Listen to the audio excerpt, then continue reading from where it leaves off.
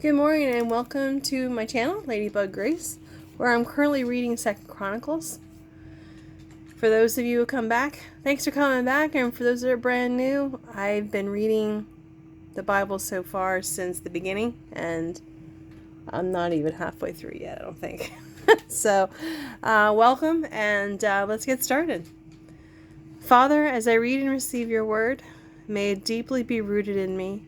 So when difficulty comes, it will be your word that encourages and strengthens me. Amen. So chapter 12 is Egypt invades Judah. But when Rehoboam was firmly established and strong, he abandoned the law of the Lord, and all Israel followed him in his sin, because they were unfaithful to the Lord. King Shishak of Egypt attacked Jerusalem in the 5th year of King Rehoboam's reign. He came with 1,200 chariots, 60,000 horsemen, and a countless army of foot soldiers, including Libyans, Sukkites, and Ethiopians. Shishak conquered Judah's fortified cities and then advanced to attack Jerusalem. The prophet Shemaiah then met with Rehoboam and Judah's leaders, who had all fled to Jerusalem because of Shishak. Shemaiah told them, "This is what the Lord says. You have abandoned me, so I am abandoning you to Shishak." The king and the leaders of Israel humbled themselves and said, "The Lord is right in doing this to us." When the Lord saw their change of heart, he gave this message to Shema: "Since the people have humbled themselves, I will not completely destroy them, and will soon give them some relief. I will not use Shishak to pour out my anger on Jerusalem, but they will become his subjects, so that they can learn how much better it is to serve me than to serve earthly rulers." So King Shishak of Egypt came to Jerusalem and took away all the treasures of the temple of the Lord and of the royal palace, including all of Solomon's gold shields. King Rehoboam later replaced them with bronze shields and entrusted them to the care of the captain of his bodyguard. Whenever the king went to the temple of the Lord, the guards would carry them along and then return them to the guardroom. Because Rehoboam humbled himself, the Lord's anger was turned aside, and he did not destroy him completely. And there was still goodness in the land of Judah.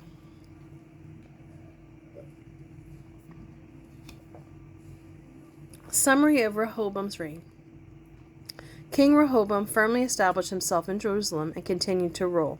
He was 41 years old when he became king, and he reigned 17 years in Jerusalem, the city the Lord had chosen from among all the tribes of Israel as the place to honor his name. Rehoboam's mother was Naamah, a woman from Ammon, but he was an evil king, for he did not seek the Lord with all his heart. The rest of the events of Rehoboam's reign from beginning to end are recorded in the record of Shema the prophet and the record of Iddo the seer, which are part of the genealogical record. Rehoboam and Jeroboam were continually at war with each other. When Rehoboam died, he was buried in the city of David. Then his son Abijah became the next king. Chapter 13. Abijah's war with Jeroboam. Abijah began to rule over Judah in the 18th year of Jeroboam's reign in Israel. He reigned in Jerusalem 3 years. His mother was Maacah, the daughter of Uriel from Gibeath. Then war broke out between Abijah and Jeroboam. Judah, led by King Abijah, fielded 400,000 seasoned warriors, while Jeroboam mustered 800,000 courageous men from Israel. When the army of Judah arrived in the hill country of Ephraim, Abijah stood on Mount Zemarium and shouted to Jeroboam and the Israelite army, "Listen to me, don't you realize that the Lord, the God of Israel, made an unbreakable covenant with David, giving him and his descendants the throne of Israel forever? Yet Jeroboam, son of Nebat, who was a mere servant of David's son Solomon, became a traitor to his master." Then a whole gang of scoundrels joined him, defying Solomon's son Rehoboam when he was young and inexperienced, and could not stand up to them. Do you really think you can stand against the kingdom of the Lord that is led by descendants of David? Your army is vast indeed, but with you are those gold calves that Jeroboam made as your gods. And you have chased away the priests of the Lord and the Levites, and have appointed your own priests, just like the pagan nations. You let anyone become a priest these days. Whoever comes to be dedicated with a young bull and 7 rams can become a priest of these so-called gods of yours. But as for us, the Lord is our God, and we have not abandoned him. Only the descendants of Aaron serve the Lord as priests, and the Levites alone may help them in their work.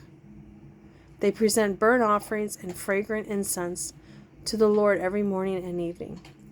They place the bread of the presence on the holy table, and they light the gold lampstand every evening. We are following the instructions of the Lord our God, but you have abandoned him. So you see, God is with us. He is our leader.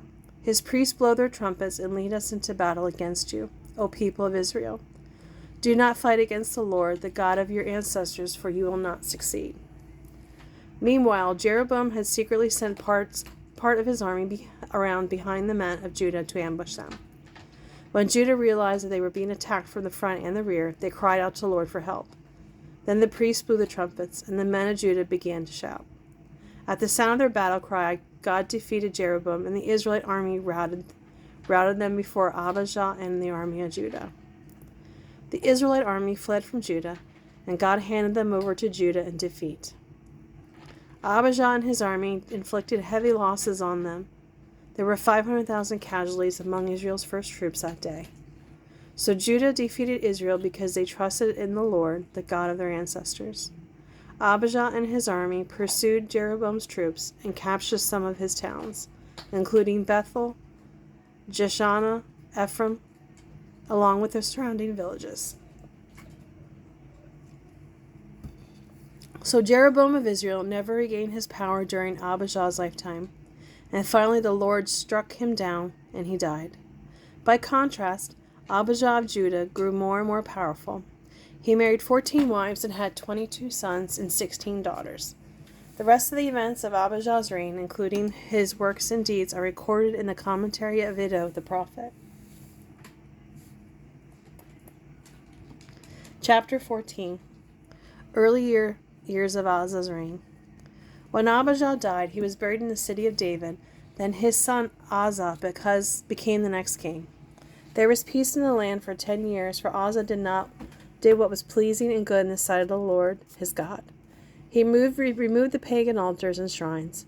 He smashed the sacred pillars and cut down Asherah poles. He commanded the people of Judah to seek the Lord, the God of their ancestors, and to obey his law and his commands. Asa also removed the pagan shrines, as well as the incense altars, from every one of Judah's towns. So Asa's kingdom enjoyed a period of peace. During these peaceful years, he was able to build up the fortified cities throughout Judah. No one tried to make war against him at this time, for the Lord was giving him rest from his enemies. Asa told the people of Judah, "Let us build towns and fortify them with walls, towers, gates, and bars.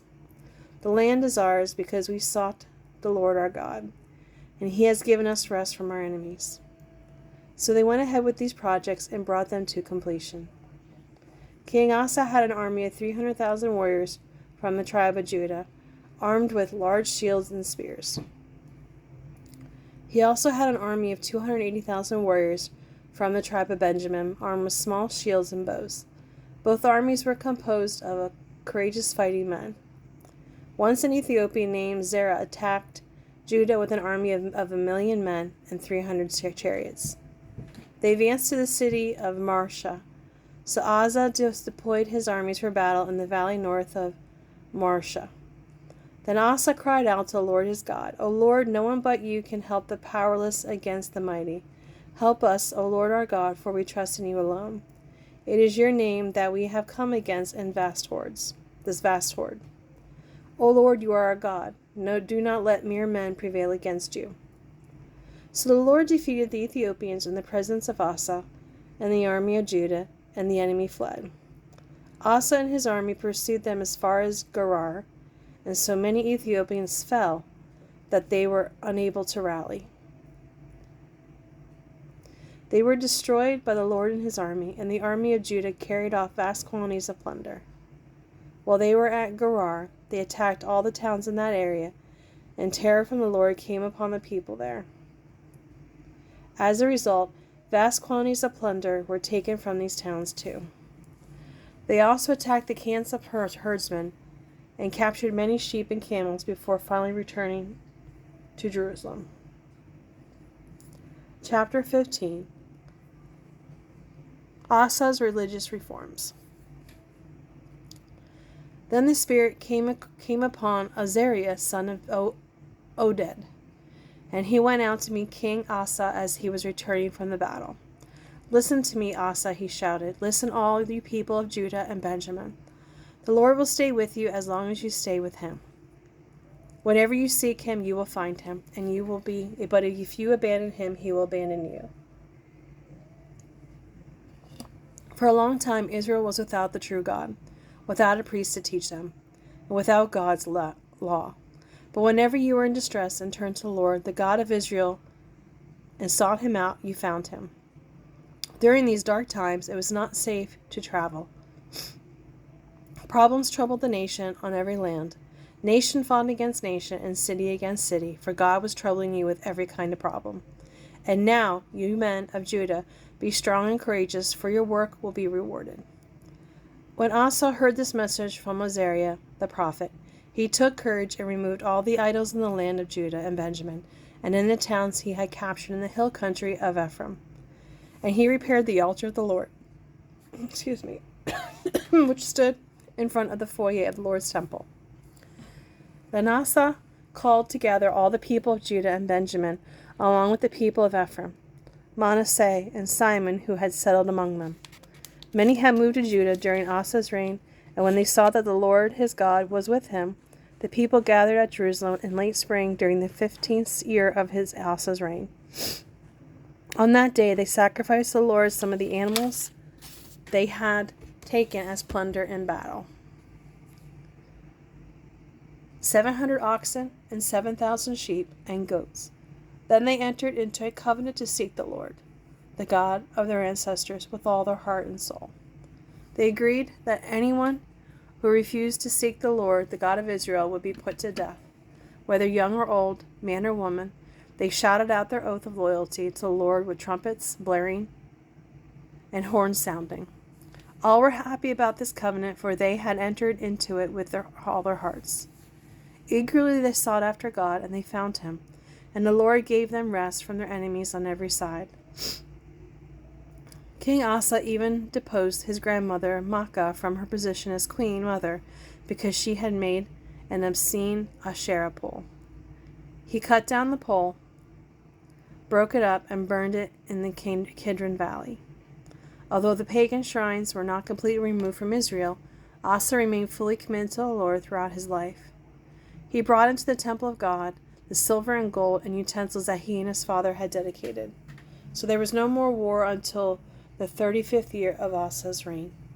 Well, thank you for joining me today. I greatly appreciate you signing in and listening. And I will be back tomorrow to continue on to 2 Chronicles. I hope you have a great day and a blessed day. And until then, see ya. Bye.